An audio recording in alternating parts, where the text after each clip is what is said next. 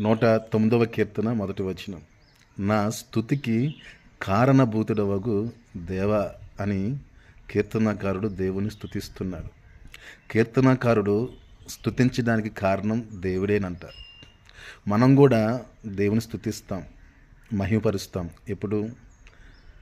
మంచి ఉద్యోగం వస్తేనో, వ్యాపారంలో మంచి లాభం కలిగితేనో, మనం అనుకున్నది జరిగితేనో, మనం కోరుకున్నది కలిగితేనో, మన మనస్సుకు సంతోషాన్ని పుట్టించేది జరిగితేనో మనము దేవుణ్ణి స్తుతిస్తాం, మహిమపరుస్తాం. కానీ కీర్తనాకారుడు చెప్తున్న మాట, నా స్తుతికి కారణభూతుడవగు దేవా అనే మాట దానికంటే ఉన్నతమైంది. ఏదో జరిగితే దేవుని స్తుతించడం కాదు, ఏది జరిగినా జరగకపోయినా ఆయన మనలను స్తుతింపచేసే దేవుడు. ఉదాహరణకు, ఇశ్రాయేలు ప్రజలు కనానును స్వతంత్రించుకునే సమయంలో వారికి ఎరుకో గోడలు అడ్డొచ్చాయి. అప్పుడు దేవుడు ఏం చేయమన్నాడు?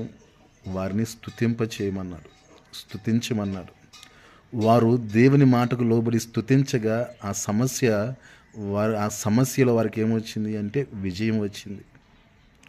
వారు కానాన్ని స్వతంత్రించుకోగలిగారు. ఇప్పుడు వారిని స్తుతింపజేసింది ఎవరు? దేవుడే. వారి విజయానికి కారణం ఏమిటి? వారు స్తుతించుట. అట్లాగే పౌలు శీలలు చెరసాల్లో ఉన్నారు, బంధకాల్లో ఉన్నారు, బాధల్లో ఉన్నారు. వారు ప్రభుని ఏం చేశారు? స్తుతించి, కీర్తించి, ప్రార్థన చేశారు. ఎప్పుడైతే ప్రభుని స్తుతించి ప్రార్థించారో చెరసాల బద్దలైంది, సంఖ్యలు విడిపోయాయి, విడుదల కలిగింది. దానికి కారణం ఎవరు?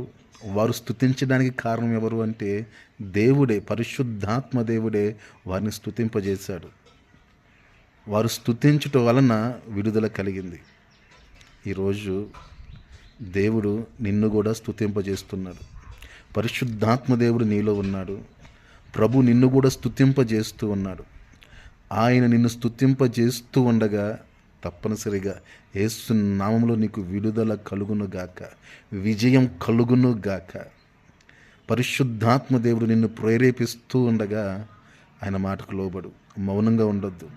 బాధను తలంచుకుంటూ దిగులు పడిపోవద్దు. నీ బాధకు మించి ప్రభుని గణపరచు, స్తుతించు, మహిమపరచు. దేవుడు గొప్ప విజయాన్ని నీకు అనుగ్రహిస్తాడు. దేవుని నామానికి మహిమ కలుగునుగాక.